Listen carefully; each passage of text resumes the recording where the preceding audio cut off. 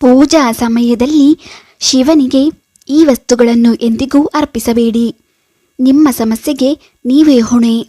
ಮರೆತು ಅರ್ಪಿಸಿದರೂ ಮಹಾಪಾಪ. ಪೂಜಾ ಸಮಯದಲ್ಲಿ ತಪ್ಪುಗಳು ನಡೆಯದಂತೆ ಎಚ್ಚರ ವಹಿಸುವುದು ಕೂಡ ಮುಖ್ಯ.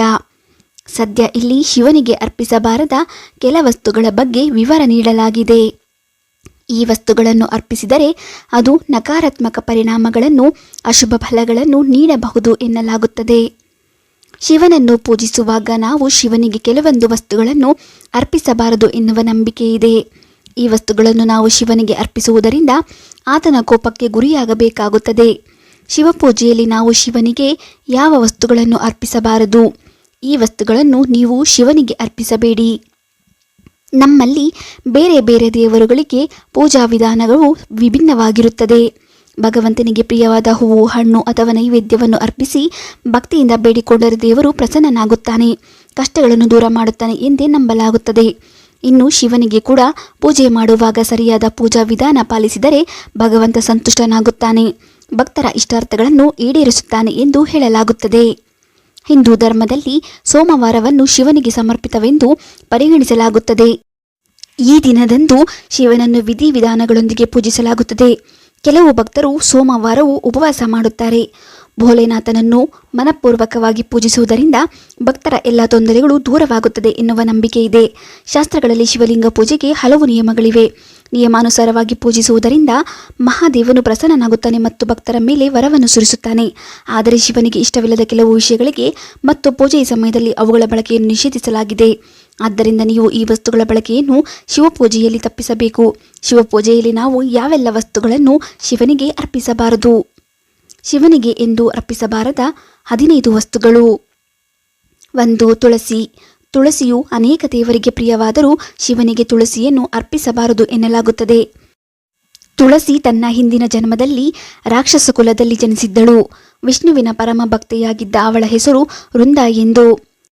ವೃಂದ ರಾಕ್ಷಸ ರಾಜ ಜಲಂಧರನನ್ನು ಮದುವೆಯಾಗಿದ್ದಳು.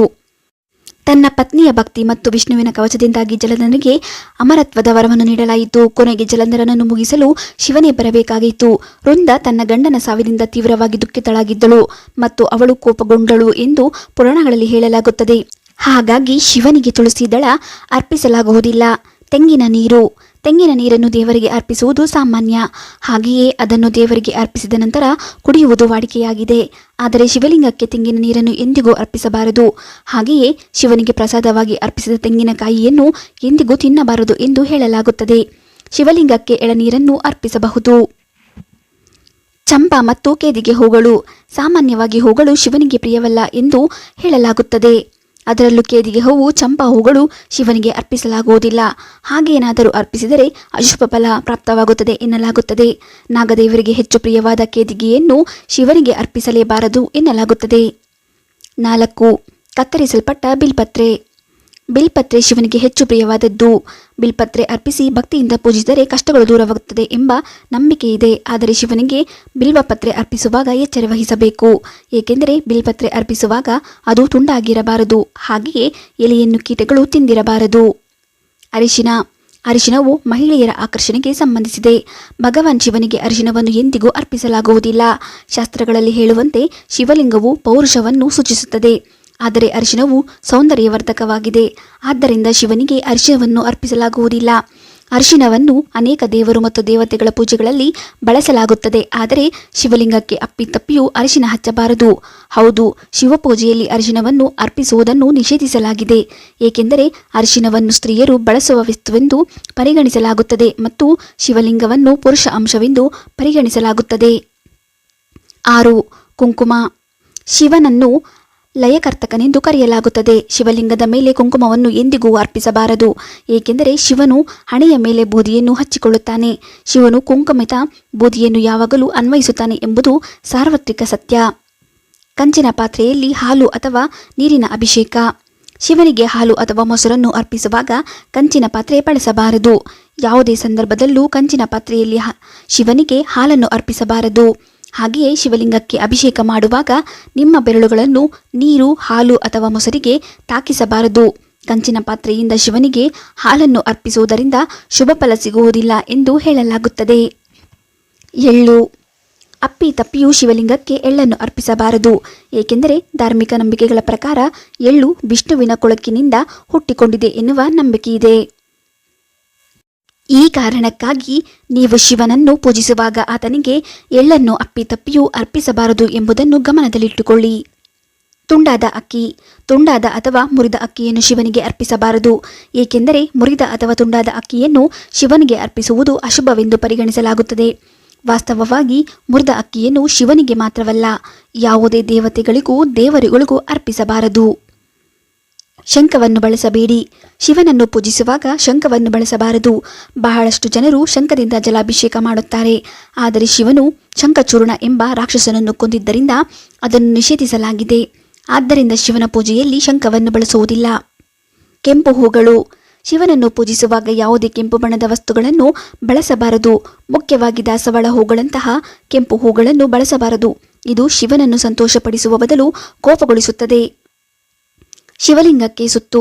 ಶಿವಪುರಾಣದ ಪ್ರಕಾರ ನೀವು ಎಂದಿಗೂ ಶಿವಲಿಂಗಕ್ಕೆ ಸಂಪೂರ್ಣ ಪ್ರದಕ್ಷಿಣೆ ತೆಗೆದುಕೊಳ್ಳಬಾರದು. ಯಾವಾಗಲೂ ಅರ್ಧ ಸುತ್ತನ್ನು ತೆಗೆದುಕೊಳ್ಳಿ ಮತ್ತು ನೀವು ಪ್ರಾರಂಭಿಸಿದ ಸ್ಥಳಕ್ಕೆ ಯಾವಾಗಲೂ ಹಿಂತಿರುಗಿ. ನೀವು ಪೂರ್ಣ ಸುತ್ತನ್ನು ತೆಗೆದುಕೊಂಡರೆ ಅದನ್ನು ದೂಷಣೆಯಾಗಿ ತೆಗೆದುಕೊಳ್ಳಲಾಗುತ್ತದೆ. ಪೂಜೆಯ ವೇಳೆಯಲ್ಲಿ ಸ್ಟೀಲ್ ತಟ್ಟೆಯಲ್ಲಿ ಶಿವಲಿಂಗವನ್ನು ಇರಿಸಬಾರದು. ಹಿತ್ತಾಳೆಯಿಂದ ಮಾಡಿದ ಯಾವುದೇ ಪರಿಕರ ಇಲ್ಲವೇ ಪಾತ್ರೆಯನ್ನು ದೇವರಿಗೆ ಅರ್ಪಿಸಬೇಡಿ. ಬದಲಿಗೆ ತಾಮ್ರವನ್ನು ಪೂಜೆಗೆ ಬಳಸಿ. ಶಿವನಿಗೆ ತೆಂಗಿನಕಾಯಿಯನ್ನು ಅರ್ಪಿಸುವಾಗ ನಾವು ತೆಂಗಿನಕಾಯಿಯನ್ನು ಒಡೆದು ಎಳನೀರು ಹೊರಚೆಲ್ಲಿ ತೆಂಗಿನಕಾಯಿಯನ್ನು ಮಾತ್ರ ಶಿವನಿಗೆ ಅರ್ಪಿಸಬೇಕು. ಬಿಲ್ವಪತ್ರೆಯಿಂದ ಶಿವಪೂಜೆ ಮಾಡಲು ನಿಯಮಗಳು. ನೆಲದ ಮೇಲೆ ಬಿದ್ದಿರುವ ಬಿಲ್ವಪತ್ರೆಗಳನ್ನು ಆರಿಸಿ ಪೂಜೆ ಮಾಡಬಾರದು. ಸೀಳಿದಂತಿರುವ ಬಿಲ್ವಪತ್ರೆಗಳನ್ನು ಪೂಜೆ ಮಾಡಬಾರದು. ಹುಳುವಿನಿಂದ ರಂಧ್ರಗಳಿರುವ ಬಿಲ್ವಪತ್ರೆಯನ್ನು ಪೂಜೆ ಮಾಡಬಾರದು. 3ಕ್ಕಿಂತಲೂ ಕಡಿಮೆ ದಳಗಳಿರುವ ಬಿಲ್ವಪತ್ರೆಯನ್ನು ಪೂಜಿಸಬಾರದು. ಬಾಡಿ ಹೋದ ಅಥವಾ ಕೊಳೆತು ಹೋದ ಬಿಲ್ವಪತ್ರೆಗಳನ್ನು ಪೂಜೆಗೆ ನಿಷಿದ್ಧವಾಗಿದೆ. ಒಣಗಿ ಹೋದ ಬಿಲ್ವಪತ್ರೆಗಳಿಂದ ಪೂಜೆ ಮಾಡಿದರೆ ಪ್ರಾಣಿ ಹತ್ಯಾ ದೋಷ ಬರುತ್ತದೆ. ಬಿಲ್ವಪತ್ರೆಯ ದಳಗಳು ಒಂದೇ ಮೂಲದಿಂದ ಬಂದಿರಬೇಕು. ಕಡ್ಡಿಯ ಬೇರೆ ಬೇರೆ ಭಾಗಗಳಲ್ಲಿ ಅಂಟಿಕೊಂಡಂತಿರಬಾರದು. ದೇವರಿಗೆ ಬಿಲ್ವಪತ್ರೆಯನ್ನು ಪೂಜಿಸಿದಾಗ ಬಿಲ್ವಪತ್ರೆಯ ಮೂಲವು ನೆಲವನ್ನು ನೋಡುವಂತೆ ಇರಬೇಕು. ಪೂಜೆ ಮಾಡುವ ವೇಳೆ ಬಿಲ್ವಪತ್ರೆಯ ದಳಗಳ ಹಸಿರು ಬಣ್ಣವು ನಮ್ಮ ಕಡೆ ತಿರುಗಿರಬೇಕು. ಶಿವನಿಗೆ ಪೂಜೆ ಮಾಡುವ ವೇಳೆ ನಮ್ಮ ಮುಖವು ಉತ್ತರ ಅಥವಾ ಪೂರ್ವ ದಿಕ್ಕನ್ನು ನೋಡುವಂತಿರಬೇಕು. ಕೆಲವರು ಪೂಜೆ ಮಾಡಿದ ಒಣಗಿದ ಬಿಲ್ವಪತ್ರೆಯನ್ನು ಪುಡಿ ಮಾಡಿಸುತ್ತಾರೆ. ಆದರೆ ಯಾವುದೇ ಕಾರಣಕ್ಕೂ ಇದನ್ನು ನಾಭಿಗಿಂತ ಕೆಳಗೆ ಬಳಸಲೇಬಾರದು. ಅಷ್ಟೋತ್ತರ ಮೂಲಕ ಬಿಲ್ವಪತ್ರೆಯ ಪೂಜೆಯನ್ನು ಮಾಡಬಹುದು. ಮುಖ್ಯವಾಗಿ ಅಮಾವಾಸ್ಯೆ ದಿನ ಶಿವನಿಗೆ ಬಿಲ್ವಪತ್ರೆಯಿಂದ ಪೂಜೆ ಮಾಡಿದರೆ ದೃಷ್ಟಿದೋಷದಿಂದ ಪಾರಾಗಬಹುದು. ಇದರೊಂದಿಗೆ ಬೆಲ್ಲವನ್ನು ದಾನ ನೀಡಿದರೆ ಅಪಮೃತ್ಯುವನ್ನು ಗೆಲ್ಲಬಹುದು. ಈ ಪೂಜೆಯಿಂದ ಮನೆಯಲ್ಲಿರುವ ಋಣಾತ್ಮಕ ಶಕ್ತಿಗಳನ್ನು ದೂರಗೊಳಿಸಬಹುದು. ಶ್ರೀಗಂಧವನ್ನು ಕುಂಕುಮದ ಬದಲಿಗೆ ಬಳಸಲಾಗುತ್ತದೆ. ಭಗವಾನ್ ಶಿವನಿಗೆ ಕೆಂಪು ಸಿಂಧೂರವನ್ನು ಅರ್ಪಿಸುವುದು ಅವನನ್ನು ಅಪಹಾಸ್ಯ ಮತ್ತು ಅವಮಾನಕ್ಕೆ ಒಳಪಡಿಸುವುದಕ್ಕೆ ಸಮಾನ. ಶಿವ, ಶಂಕರ, ಈಶ್ವರ, ಪರಮೇಶ್ವರ ಹೀಗೆ ವಿಧದ ನಾಮಗಳಿಂದ ಕರೆಯಲಾಗುವ ಶಿವನು ಅತ್ಯಂತ ಸರಳ ಹಾಗೂ ಭಕ್ತಿಯನ್ನು ಮೆಚ್ಚುವ ದೇವನು. ಅಪಾರ ಶಕ್ತಿಯನ್ನು ಹೊಂದಿರುವ ಶಿವದೇವನು ತನ್ನ ಭಕ್ತರ ಆಶಯವನ್ನು ಬಹುಬೇಗ ಈಡೇರಿಸುವನು. ಹಾಗಾಗಿ ಶಿವನ ಕೋಪಕ್ಕೆ ಕಾರಣವಾಗುವ ವಸ್ತುಗಳನ್ನು ಶಿವಲಿಂಗ ಅಥವಾ ಶಿವನ ಪೂಜೆಗೆ ಬಳಸದೆ ಅವನಿಗೆ ಪ್ರಿಯವಾದ ವಸ್ತುಗಳನ್ನು ನಿರ್ಮಲ ಮನಸ್ಸಿಂದ ಅರ್ಪಿಸಬೇಕು. ಆಗ ನಮ್ಮ ಜೀವನದಲ್ಲಿ ಸಂತೋಷ, ಸುಖ ನೆಲೆಸುವುದು. ಮನದ ಆಸೆಗಳು ಸುಲಭವಾಗಿ ನೆರವೇರುವುದು. ವಿಡಿಯೋ ಇಷ್ಟ ಆದರೆ ಲೈಕ್ ಮಾಡಿ, ಶೇರ್ ಮಾಡಿ, ನಮ್ಮ ಚಾನೆಲ್ ಸಬ್ಸ್ಕ್ರೈಬ್ ಮಾಡಿ. ಮುಂದಿನ ವಿಡಿಯೋದೊಂದಿಗೆ ಭೇಟಿಯಾಗೋಣ. ಧನ್ಯವಾದಗಳು.